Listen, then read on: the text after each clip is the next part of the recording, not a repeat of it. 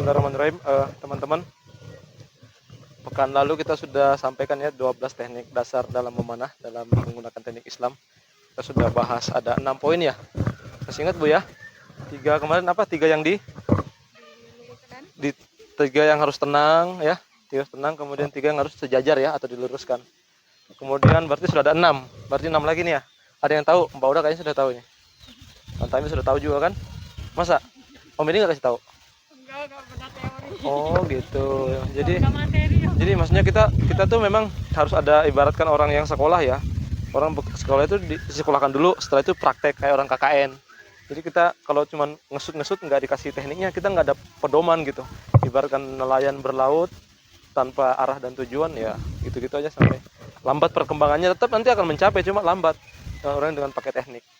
Nah, jadi sudah ada 3 ya kemarin, jadi kita ada 6 lagi nih, kemarin sudah 6. Nah yang belum ikut silakan diikut aja di YouTube-nya ya. Jadi 3 lagi, yaitu 3 harus dilembutkan. Ada 3 yang harus dilembutkan dan ada 3 yang harus dikuatkan. 3 harus sejajar, 3 harus tenang, kemudian 3 yang harus dilembutkan, 3 yang harus dikuatkan. Apa yang dilembutkan? Yang pertama dilembutkan telunjuk depan ini ya, telunjuk depan, kemudian telunjuk belakang lembut ya. Tujuannya apa? Jadi yang 3 ini kan kemarin nanti ini yang dikuatkan, nanti kita akan bahas juga. Tujuannya apa? Ini harus apa namanya ya? Fleksibel, betul. Dia harus fleksibel, dia harus lembut nih jari tangan. Nggak boleh kaku nih telunjuk depan sama telunjuk belakang. Nah, tujuannya apa telunjuk belakang? Ini kan dia ngancing nih. Di sini nih ngancing nih. Dia kalau keras, kalau under spine apa? Terlalu lentur, ada yang sapnya lebih lentur daripada ini, bisa-bisa dia menekuk ke dalam gini, tekan ya. Kalau dia kurang tekan juga bisa-bisa nih longgar. Jadi dia harus sedang-sedang ya, dilenturkan aja, dia ngikutin ini. Kalau terlalu ditekan ke dalam, ini bisa nekuk nih sapnya nih. Perhatikan ya. Kalau kita tekuk nih, dia akan bengkok tuh. Nih kameranya mana? Kita tekuk ini, dia akan bengkok sapnya tuh. Nah, jadi sapnya akan begini modelnya. Jadi dia harus lentur aja, nggak usah terlalu ditekan, sama telunjuk depan elastis ya. Kemudian yang harus dilembutkan lagi, tarikan. Jangan dihentak, tak. Tariknya jangan dihentak, lembut tariknya. Lembut aja tariknya ya. Nih, telunjuk depan ini berfungsi. Kemudian telunjuk belakang. Nah, lentur tuh. Tarik. Tuh. Kemudian sudah 3 ya. Telunjuk depan, telunjuk ini sama tarikan ya. Tarikannya lembut ya. Lembut. Kemudian 3 yang harus dikuatkan. Coba apa? Mbak udah? Nggak tahu. 3 harus dikuatkan adalah pertama, genggaman depan ini harus kuat. Jadi ini lentur, ini kuat. Kekuatan ini. Kalau ini bergetar, goyang sedikit aja, 1 derajat aja ke samping, itu semakin ke depan, semakin jauh, semakin melenceng. Ya, rumusnya kan gini nih ya. Nah, gini. Rumusnya. Makin jauh jaraknya ke depan, semakin jauh dia melenceng. 1 derajat aja getar, makanya harus kuat ini. Genggaman harus kuat ini. Beda kalau dengan sandarbo atau apa, pakai tali diikat.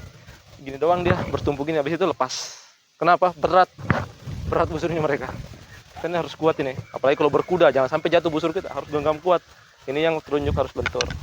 Kemudian yang harus kuat yang kedua, genggaman kuncian ini, kuncian. Kata Nabi kekuatan di sini 3 nih. Orang kalau main karate itu memotong bataku atau apa, ini harus dikancing ini tuh. Maka ketika kita melakukan draw, ini harus kuat ini genggaman 3 jari ini.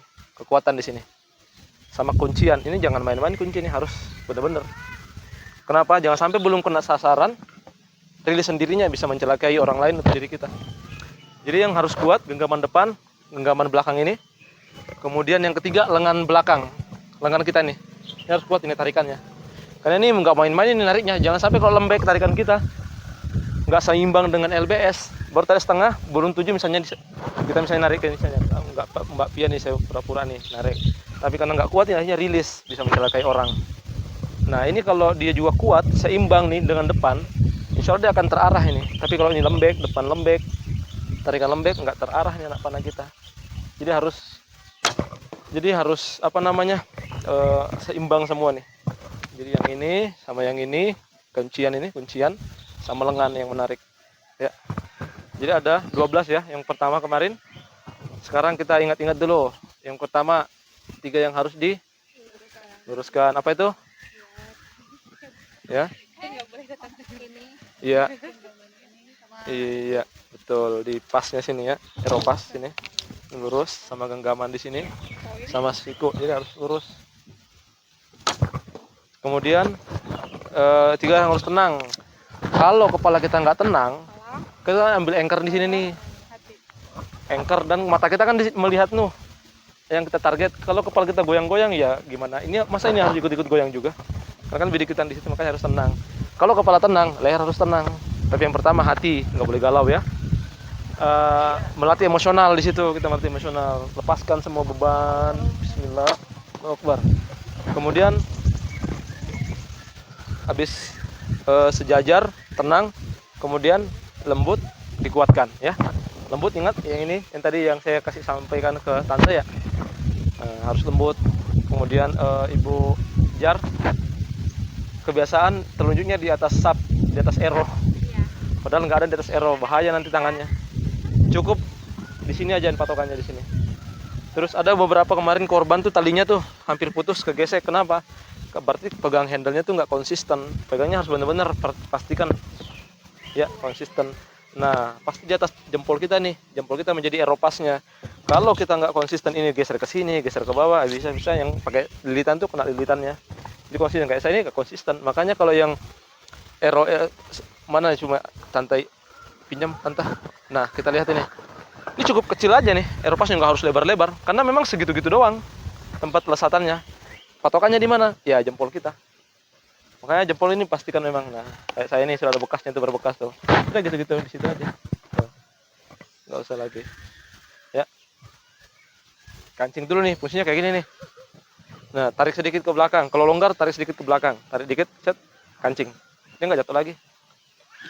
Tarik dikit ke belakang. Nah, ini fungsinya nih. Ketika sudah dikancing kayak gini, baru terunjuk ke bawah, Bu Jar ya. Dari kancing terunjuk ke bawah. Tuh. Jangan ditembak nanti arrow saya ya. Oke, cukup ya insyaallah ya. Nanti ini hanya teori, Bu.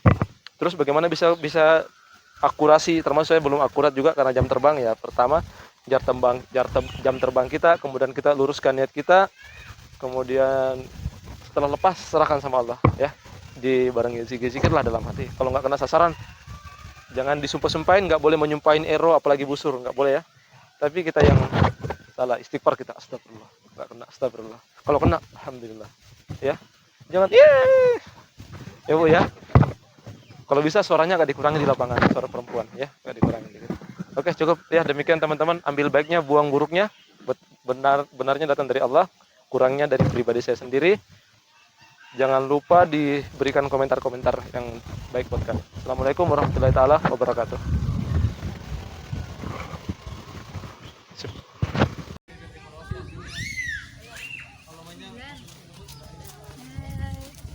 Kena foto, ini orang.